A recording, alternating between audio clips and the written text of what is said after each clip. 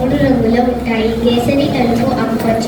కేసరి రంగు త్యాగం, సత్యాన్ని సూచిస్తుంది. తెలుపు రంగు శాంతి, సత్యాన్ని సూచిస్తుంది. ఆకుపచ్చ రంగు అభివృద్ధి, ఆశను తెలియజేస్తుంది. తెలుపు రంగుల మధ్యాల ఒక నీలం రంగులో ఉన్న అశోక చక్రం 24 స్ట్రోక్స్లతో ఉంటుంది.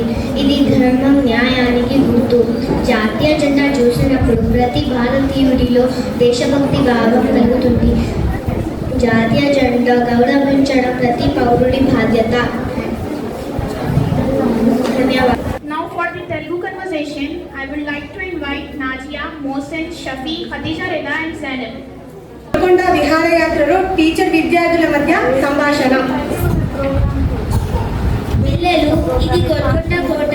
మన రాష్ట్ర గౌరవాన్ని చారిత్రక కట్టడం.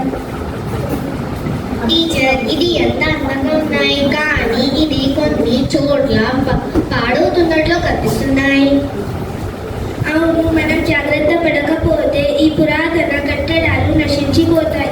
వీటిని రక్షించే బాధ్యత ప్రభుత్వందే కాదు, ప్రజలందరిది.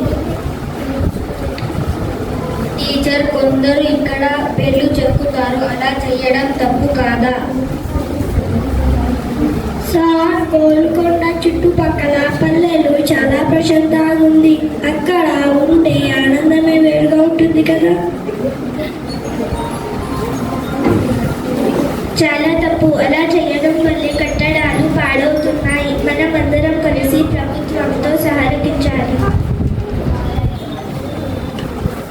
కానీ చదువు లేకపోతే అభివృద్ధి సాధ్యమా సార్? నిజమే. పల్లెటూర్లలో కల్తీ లేని ఆహారం, స్వచ్ఛమైన గాలి, ఆప్యాయత ఎక్కువగా ఉంటాయి. ఇదే పల్లె జీవన గొప్పతనం. కాదు పిల్లలు, చదువే మన జీవితానికి పునాది. చదువుతోని మనం చరిత్రను అర్థం చేసుకుంటాం, ఇంకా భవిష్యత్తును నిర్మించుకుంటాం. అందుకే సార్, చదువు వెలుగు భవిష్యత్తుకు బాట అనే పోస్టర్ తయారు చేయమన్నారు కదా. అవును, చదువుతోనే మనం సంస్కృతి, చరిత్ర, పల్లె విలువలు అన్నింటినీ కాపాడగలం. చదువుతో సమాజాన్ని అభివృద్ధి చేద్దాం. చదువు మన జీవితానికి పునాది. చదువుతో జ్ఞానం పెరుగుతుంది. చదువు